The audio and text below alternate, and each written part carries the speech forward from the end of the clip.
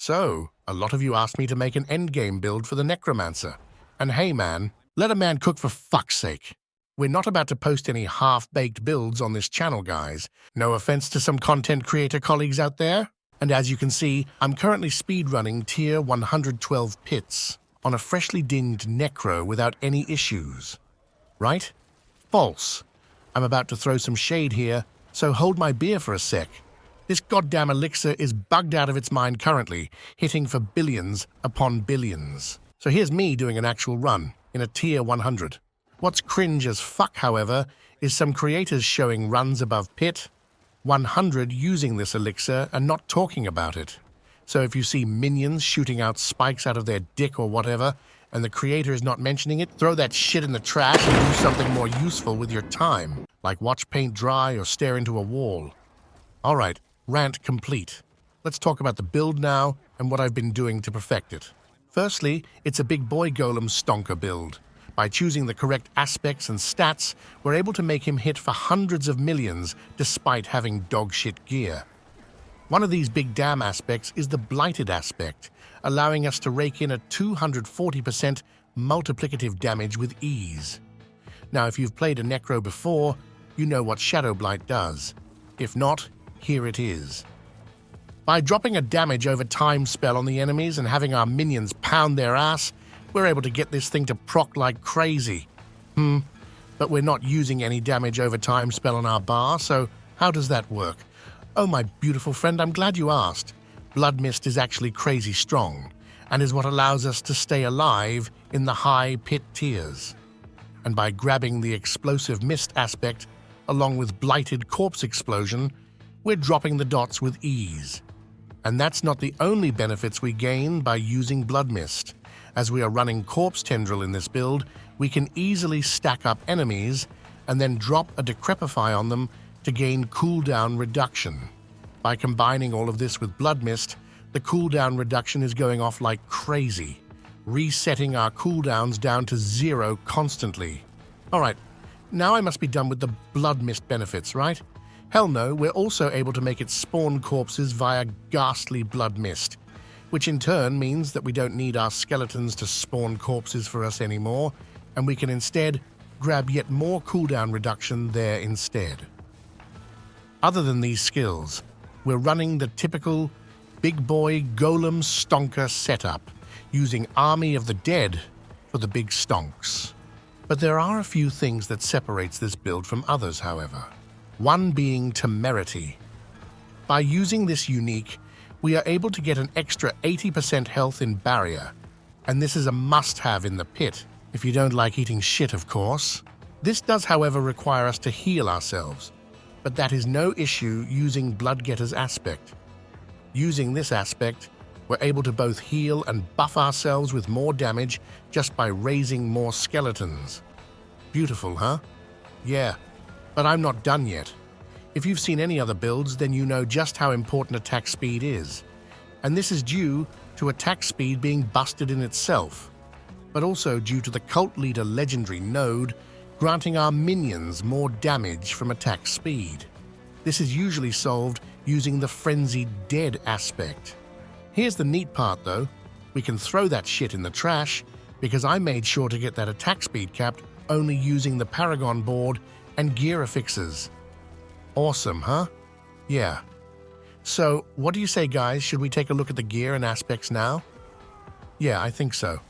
I've been working way too long on min-maxing this build, but I'd do anything to see Arnie happy. I'm like coming in and getting the feeling of coming. So I'm coming day and night. I mean, it's terrific, right? Get to the chopper! Ah, you never disappoint my man. In case you're leveling up or just hit level 100, then I'll have a leveling and mid-game version in the planner as well. Yeah, I know, I'm a real bro. Okay, let's get started. Since you're playing a Necromancer, you're probably brain dead like myself, so you don't really need a helmet. If you want one for the stats, however, then this is what you're looking for. I would try to hit the masterworking on the cooldown reduction or max life, but it's not that important as all 3 stats are sick as hell. For tempering, you're looking to get 100% corpse tendril size, so you can basically just get it everywhere. Max life is also the way to go for the other tempering stat unless you lack either the armor or resistance cap. And for aspect, the Bloodgetter's aspect is nasty as hell. It both grants us 20% damage, or whatever the hell 70% of 30 is, and also heals us and our minion friends. And then we have the chest. Now, you can finally see how shitty my gear is, and I'm still able to blast a tier 100. Only one rank to Golem Mastery is unacceptable, and you should look for as many as possible. I've spent like 200 million on this shitty piece already though, so I'm feeling pretty done with that one. For aspect, we're rocking the Occult Dominion. Having 4 extra minions is pretty nuts, as it can get hella lonely in the pit. For gloves, you're basically looking for the same as I'm using. I'd try to get golem damage instead of damage to clothes though, but at the same time, you'll be bricking your item in case you want to try another build. Whatever floats your boat, my man. And as aspect, reanimation is simply bonkers.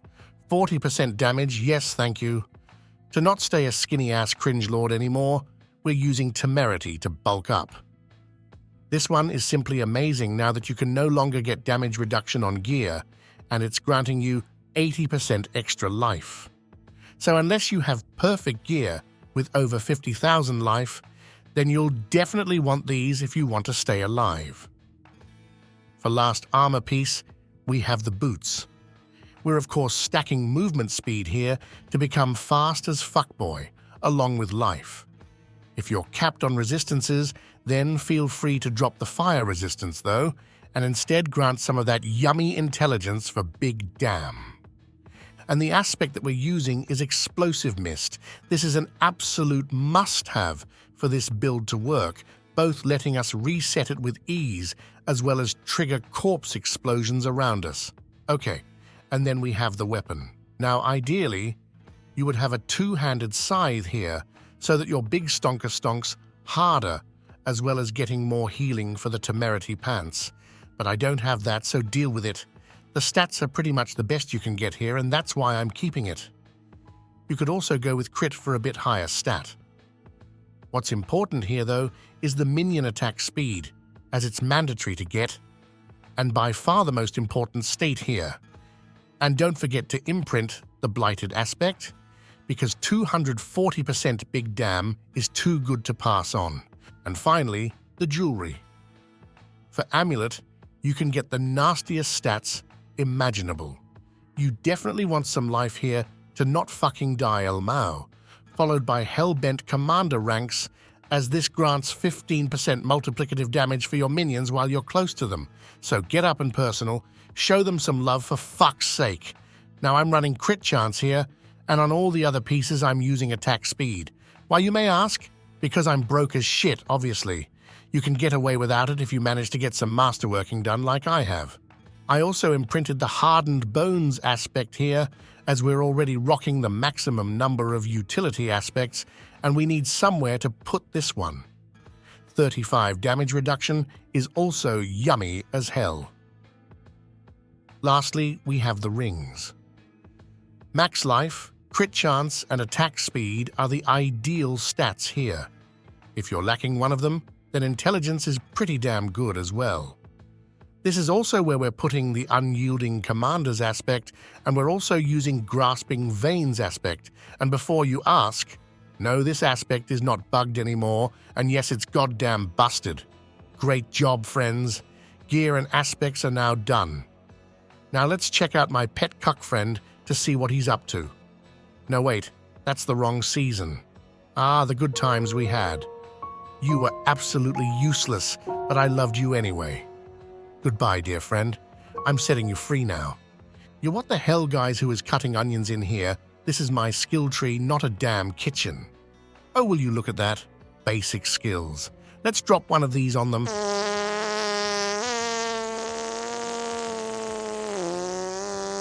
And head on over to the not useless stuff. As we're not using any core skills in this build, we may as well max out Hewed Flesh. In the corpse skills, we have some fine abilities to pick from. Blood Mist is important as hell, and we also grabbed Ghastly Blood Mist to easily spawn corpses when needed. We then have spiked armor, which lets us reach the armor cap of 9,200 with ease without using the Juggernaut or Disobedience aspects.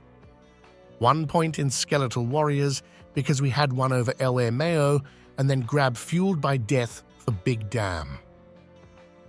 We are also rocking Corpse Explosion, where the important part is Blighted Corpse Explosion. This is to make sure we drop a dot and can take advantage of the Shadow Blight passive further down.